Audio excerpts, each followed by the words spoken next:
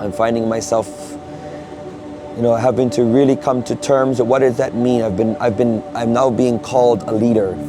Definitely that's something I seek out, but I just find myself in that position. So what does it mean? It doesn't just go through all the pukas of us. It's about collective.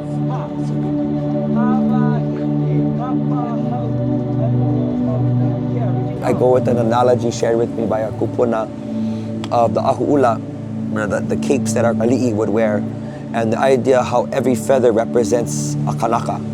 And you had our ali'i with the long capes and with the short capes. The short cape chiefs, they take care of lesser responsibilities or lesser amounts of people. The high chiefs, longer capes. And the whole image that a leadership is an ultimate form of servitude. Really, leadership is servitude. That's what it is to be a leader.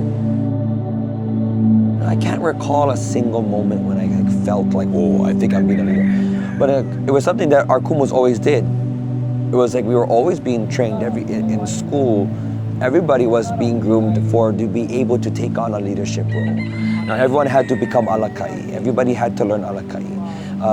At Kanu, for me particularly, I found a niche of being a chanter.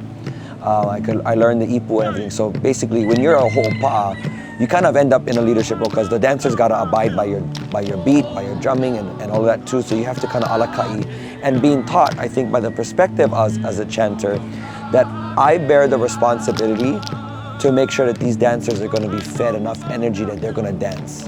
And it's up to them, because it's up to the ho'opa'a. If you have a junk ho'opa'a or a junk chanter, it's very difficult for the dancer to get inspired to move. So it's kind of that, like taking that responsibility on, like, I gotta get these guys pumping. If I want a great performance, I gotta feed them. I need to hānai these guys. And in that, it gave that role, and then be able to call out my dancers to, like, hey, I'm pushing myself right here. You guys better bust your butt too. If I'm chanting and giving you my all, I want to see that too from you guys. And that was to my peers. We were in Kula, I say chanting my butt off, and you guys stay over there making lapu kind motions. So come on. So I think that kind of already, for me, I guess you could say that was my first spark as a leader, was bearing the responsibility of trying to encourage people. That was I would say that's my spark of finding myself as a leader. Not as, oh, I gotta go tell everybody what to do, but it's my job to get people inspired to lift themselves up. I think that kind of drives it where I feel a leader is.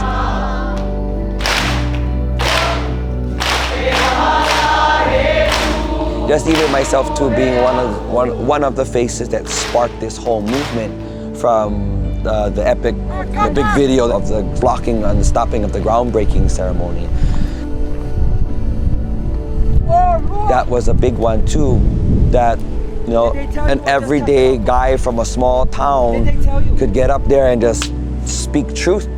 Who do we need to speak? We need everybody speaking the truth. Yeah, not to be like, oh, well, I'm not a professor, or I'm not a kumu, or neither am I. The only voice It hurts us deeply. But we just know the truth of what needs to be done, so let's do it. That's why we need more people in every community doing that.